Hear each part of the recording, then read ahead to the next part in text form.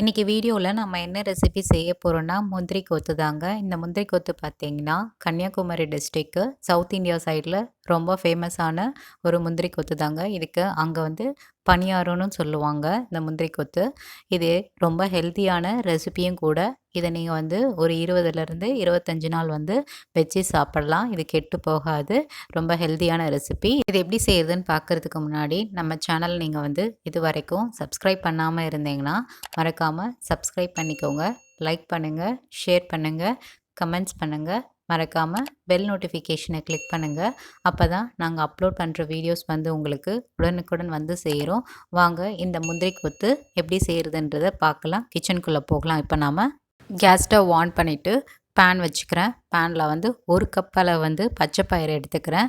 பச்சை பயிரை சேர்த்துட்டு நல்லா இது செவக்கிற வரைக்கும் நல்லா வறுத்து எடுத்துக்கணும். இந்த பச்சை பயிறு பார்த்திங்கன்னா இதை செய்கிறப்போ நீங்கள் வந்து மீடியம் ஃப்ளேம்லேயே வச்சு செய்யுங்க. இப்போ பார்த்திங்கன்னா லைட்டாக வந்து ப்ரௌன் கலர் ஆக ஆரம்பிச்சிருக்கு. இப்போ நல்லா வதக்கி விடுங்க. இந்த டைமில் வந்து நான் வாசத்துக்காக 3 ஏலக்காய் வந்து சேர்த்துக்கிறேன். சேர்த்துட்டு இதை நல்லா வந்து வறுத்து எடுத்துக்கிட்டேன். இப்போ பார்த்திங்கன்னா நல்லா செவக்க வறுந்துருச்சு. இப்போ நம்ம வந்து தனியாக ஒரு பிளேட்டில் வந்து ட்ரான்ஸ்ஃபர் பண்ணிடலாம். இதை நல்லா ஆற வச்சுருவோம். ஆற வச்சுட்டு மிக்சர் ஜாரில் போட்டு இதை நல்லா வந்து அரைச்சி எடுத்துப்போம். இது பார்த்திங்கன்னா இந்த மாதிரி வந்து அரைச்சி எடுத்துக்கணும். ரொம்ப பொடியாகவும் இருக்கக்கூடாது, நரநரனும் இருக்கக்கூடாது. அது இடைப்பட்ட ஸ்டேஜில் வந்து நம்ம நல்லா பொடிச்சு எடுத்துக்கணும். அடுத்து நம்ம வந்து வெள்ளை கரைச்சல் வந்து தயார் பண்ணிப்போம். அதுக்கு வந்து கேஸ் ஸ்டவ் ஆன் பண்ணிட்டு பாத்திரம் வச்சுட்டேன்.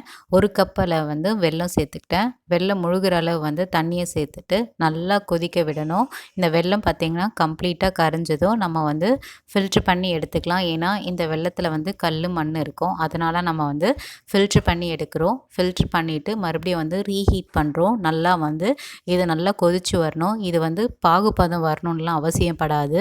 இது இப்போ பார்த்திங்கன்னா வெல்லம் முழுமையாக கரைஞ்சி நல்லா கொதிச்சு வந்துருச்சு. இப்போ தனியாக எடுத்து வச்சுருவோம். அடுத்து வந்து கேஸ் ஸ்டவ் ஆன் பண்ணிவிட்டு பேன் வச்சுட்டேன். ஒரு டேபிள் ஸ்பூன் வந்து நெய்யை சேர்த்துக்கிறேன். நெய் நல்லா உருகி வந்த பிறகு ஒரு கப்பு வந்து தேங்காய் துருவல் வந்து சேர்த்துக்கிறேன். இந்த தேங்காய் துருவல் வந்து இந்த நெய்யிலே நல்லா வறுபட்டு வரணும். இது கோல்டன் ப்ரௌன் கலர் ஆகிற வரைக்கும் நம்ம வந்து நல்லா வறுத்து எடுத்துக்கணும். இந்த தேங்காய் துருவலை பார்த்திங்கன்னா இப்போ பார்த்திங்கன்னா லைட்டாக வந்து ப்ரௌன் கலர் ஆகிடுச்சு. இன்னும் நல்லா வறுத்து எடுக்கணும். அடுத்து நாம் வந்து ஒரு டேபிள் ஸ்பூன் வந்து வெள்ளை எள்ளு வந்து சேர்த்துக்கிறேன். வெள்ளை எள்ளு சேர்த்துட்டு நல்லா வறுத்து எடுக்கணும். இது ஒரு 5 நிமிஷம் வந்து நல்லா வறுத்து எடுத்தால் போதும். இப்போ பார்த்திங்கன்னா நல்லா கோல்டன் ப்ரௌன் கலர் ஆகிடுச்சு. இதை நம்ம வந்து வேறு ஒரு பாத்திரத்தில் வந்து ட்ரான்ஸ்ஃபர் பண்ணிவிட்டு நம்ம நல்லா ஆற வச்சுருவோம். ஆறின பிறகு வறுத்து வச்சதை நம்ம வந்து ஒரு மிக்சர் ஜாரில் போட்டுட்டு லைட்டாக வந்து ஒரு பல்ஸ் வர வரைக்கும் அரைச்சி எடுத்துக்கலாம். எடுத்து நம்ம ஓரமாக வச்சுக்கலாம். அடுத்து நான் ஒரு பவுல் எடுத்துட்டேன். நம்ம வந்து வறுத்து அரைச்சி வச்சுருந்த பச்சை பயிறு மாவு வந்து சேர்த்துக்கலாம். சேர்த்துட்டு அடுத்து நான் வந்து தேங்காய் துருவலும் எள்ளும் வந்து அரைச்சதை வந்து சேர்த்துக்கிறேன். சேர்த்துட்டு நம்ம வந்து வெள்ளைப்பாகு வந்து சூடாக இருக்க சொல்லி இதில் வந்து கொஞ்சம் கொஞ்சமாக வந்து மிக்ஸ் பண்ண ஆரம்பிக்கணும்.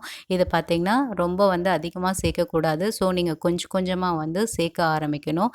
இது வந்து உருண்டை பிடிக்கிற அளவு வந்து நீங்கள் வந்து சேர்க்கணும். வெள்ளைப்பாகை சூடாக இருக்க சொல்லி நம்ம வந்து உருண்டை பிடிச்சி வச்சிடணும். ஆறுனிங்கன்னா உங்களால் வந்து உருண்டை பிடிக்க வராது. ஸோ இந்த மாதிரி சின்ன சின்ன பால்ஸாக வந்து நம்ம வந்து உருண்டை பிடிச்சி வச்சுக்கலாம்.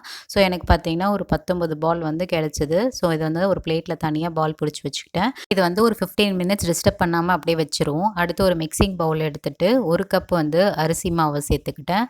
ஒரு டேபிள் ஸ்பூன் வந்து சோள மாவு, அப்படி இல்லைன்னா நீங்கள் வந்து மைதா மாவு சேர்த்துக்கோங்க. நான் இதுக்கு பார்த்திங்கன்னா மைதா மாவு ஒரு டேபிள் ஸ்பூன் வந்து சேர்த்துக்கிட்டேன். கொஞ்சமாக வந்து உப்பு சேர்த்துக்கிட்டேன். உப்பு சேர்த்த பிறகு மஞ்சத்தூள் வந்து 1/4 டேபிள் ஸ்பூன் அளவு சேர்த்துட்டேன். இதெல்லாம் சேர்த்துட்டு கொஞ்சம் கொஞ்சமாக வந்து தண்ணி போட்டு மிக்ஸ் பண்ணி வச்சுக்கலாம். இது எப்படி இருக்குன்னா தோசை மாவு வந்து கன்சிஸ்டன்சியில் இருக்கணும்.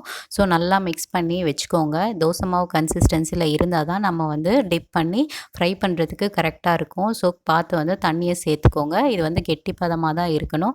ஸோ எந்தளவு உங்களுக்கு தண்ணி தேவைப்படுதோ அந்தளவு வந்து சேர்த்துட்டு நல்லா மிக்ஸ் பண்ணி எடுத்துக்கோங்க. இப்போ நான் வந்து நல்லா மிக்ஸ் பண்ணிவிட்டேன். இந்த கன்சிஸ்டன்சியில் நமக்கு வந்து மேல் மாவு வந்து இப்படி இருக்கணும். மேல் மாவு வந்து தயாராகிடுச்சு. அடுத்து நம்ம வந்து இதை பொரித்து எடுத்துக்கலாம். கேஸ் ஸ்டவ் ஆன் பண்ணிவிட்டு கடாய் வச்சுட்டேன். கடாயில் வந்து பொரிக்கிறதுக்கு எந்த அளவு எண்ணெய் தேவைப்படுதோ அந்த அளவு வந்து நான் சேர்த்துக்கிட்டேன். சேர்த்துட்டு நல்லா ஹீட் ஆகட்டும். இந்த எண்ணெய் பார்த்திங்கன்னா ஹீட் ஆன பிறகு நான் வந்து பால்ஸ் வந்து நல்லா அந்த மேல் மாவில் வந்து தயார் பண்ணி வச்சுருந்ததில் டிப் பண்ணி 3 3ஆக சேர்த்து இதில் பொரிக்கிறதுக்கு சேர்த்துக்கிறேன். ஸோ உங்களுக்கு 3 3ஆகவும் சேர்த்துக்கலாம், 4ஆகவும் சேர்த்துக்கலாம். சேர்த்துக்கலாம், அஞ்சாவும் சேர்த்துக்கலாம். உங்களுக்கு எந்த அளவு விருப்பப்படுதோ நீங்கள் வந்து முந்திரி கொத்தை வந்து நீங்கள் பிடிச்சி இந்த எண்ணெயில் போட்டுக்கலாம். இப்போ பார்த்தீங்கன்னா நல்லா வந்து வேக ஆரம்பிச்சிருச்சு. வெந்த பிறகு நம்ம வந்து திருப்பி போட்டுக்கலாம். எல்லா சைட்லேயும் வந்து ஈவனாக நல்லா வெந்து வரணும். இது ஒரு 3 to 4 மினிட்ஸ் மட்டும் நல்லா வெந்து வந்தால் போதும். மேல் மாவு மட்டும் வெந்து வரணும். உள்ளாரெலாம் ஸ்டஃபிங்ஸ் வந்து பார்த்திங்கன்னா ஆல்ரெடி அப்படியே கூட சாப்பிடலாம் நம்ம. முந்திரி கொத்து பார்த்திங்கன்னா ஈவனாக எல்லா சைட்லேயும் நல்லா வெந்து வந்துருச்சு. ஸோ நம்ம வந்து இப்போ நம்ம இதை தனியாக ஒரு பிளேட்டில் வந்து ட்ரான்ஸ்ஃபர் பண்ணி எடுத்துக்கலாம். மெதுவாக எடுங்க, அவசரம் வேண்டாம். ஸோ நான் வந்து எல்லா முந்திரி கொத்தும் ஒரு பிளேட்டில் வந்து ட்ரான்ஸ்ஃபர் பண்ணி எடுத்து வச்சாச்சு. அவ்வளோதாங்க. வீட்டிலேயே வந்து எப்படி சிம்பிளாக நம்ம வந்து முந்திரி கொத்து செய்கிறதுன்றதை இன்றைக்கி நம்ம வீடியோவில் பார்த்தோம்.